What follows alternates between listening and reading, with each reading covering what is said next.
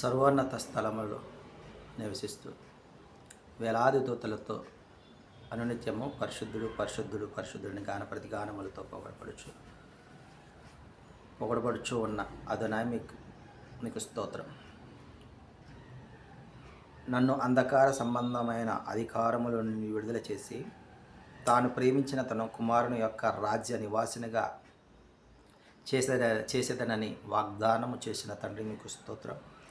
అనుకూల సమయమందు నీ మొర ఆలకించితిని, రక్షణ దినమందు నేను ఆదుకుంటుని అని వాగ్దానము చేసిన తండ్రి మీకు స్తోత్రం.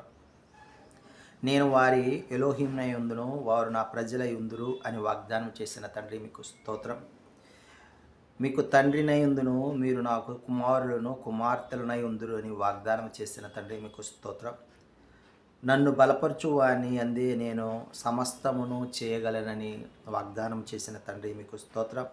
యేషువనందు పరలోక విషయములలో ఆకర్షణ బంధమైన ప్రతి ఆశీర్వాదమును మనకు అనుగ్రహించేదను అని వాగ్దానం చేసిన తండ్రి మీకు స్తోత్రం. పరిశుద్ధుడ, ప్రేమమయుడ, ఆశ్చర్యకుడ, అద్వితీయుడ అనేక వాగ్దానములను మాకు చూపి మమ్మల్ని యొక్క జ్ఞానముతో పరిశుద్ధాత్మతో మమ్మల్ని నింపుతున్నందుకు మీకు వేలాది స్తుతులు స్తోత్రాలు చెల్లించుకుంటూ ఈ మా మనవులను మా రక్షకుడు విమోచకుడు యెషువా మెస్సీయ నామమున అడిగి పొందుకుంటున్నాం తండ్రి, ఆమేన్. ఐశ్వర్యమునంది బంగారము ఆశించిన ఆతను మాయను అగ్నికి ఆహుతియాయెను. ఐశ్వర్యమునంది వెండి బంగారము ఆశించిన ఆతను మాయను అగ్నికి ఆహుతియాయెను. నా యాషువను నమ్మిన ఎడల నా యాషువను నమ్మిన ఎడల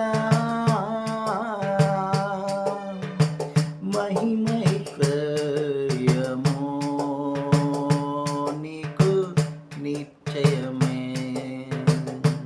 నా యాషువను నమ్మిన ఎడల మహిమైశ్వర్యము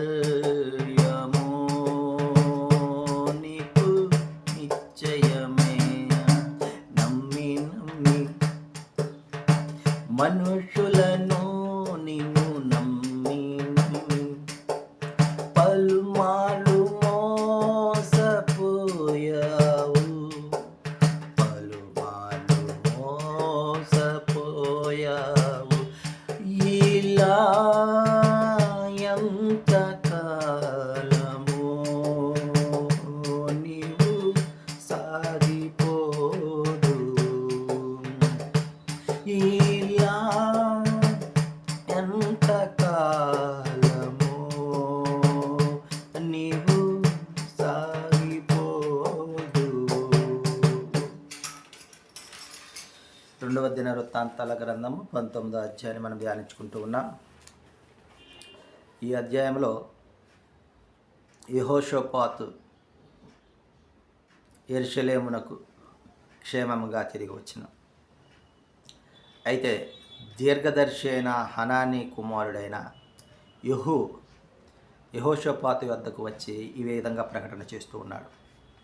నీవు అదోనై వారి శత్రువులకు నీవు సహాయకుడుగా ఉన్నావు కాబట్టి అదోనై వారి కోపము నీ మీదకి వస్తుంది అని ప్రకటన చేస్తున్నట్లుగా చూస్తూ ఉన్నాం. ఆ ప్రకటన చేసిన తర్వాత యెహోషాపాతు జనులను అదోనై వారి వైపు మరలించినట్లుగా, అనేకులను మరణించినట్లుగా చూస్తూ ఉన్నాం. అంత మాత్రమే కాదు, న్యాయాధిపతులను ఏర్పాటు చేసి ఎలోహిం వారి నియమాలను బట్టి మీరు తీర్పు తీర్చాలని. ఎందుకంటే అదోనై వారు దాల్ష్ట్యము గలవారు కాదు, పక్షపాతి కాడు, లంచము పుచ్చుకొనడు. కాబట్టి మీరు అదోనే వారి న్యాయమును జరిగించే విధముగా ఉండాలని, తీర్పు తీర్చాలని మరి లేవీయులను ఏర్పాటు చేశాడు. సందేహములు తీర్చడానికి మరి యాజకులను నియమించినట్లుగా కూడా ఈ అధ్యాయాలు చూస్తూ ఉన్నాం. ఏ విధంగా మీరు తీర్పు తీర్చాలంటే, ఏ విధంగా మీరు ఉండాలంటే నమ్మకంతో, యథార్థ హృదయముతో, యథార్థ మనస్సుతో, అదోనే వారి దృష్టికి అపరాధం చేయకుండానట్లుగా మీ యొక్క తీర్పులు, మీ యొక్క హెచ్చరికలు ఉండాలని వారికి తెలియజేసినట్లుగా లేవీయులకి, యాజకులకు, న్యాయాధిపతులకు తెలియజేసినట్లుగా యెహోషాపాతు ఈ అధ్యాయంలో మనం గమనించగలం. అయితే ప్రధాన యాజకుడిగా అమర్యా ఉన్నాడు. ఇతడు అదోనే వారి పనులన్నీ కూడా చూసుకునే విధంగా ఉన్నాడు. ఇష్మాయేలు కుమారుడైన జబద్యా రాజు విషయములో అన్ని విషయాలు మరి చూసుకునే విధముగా ఉన్నాడు.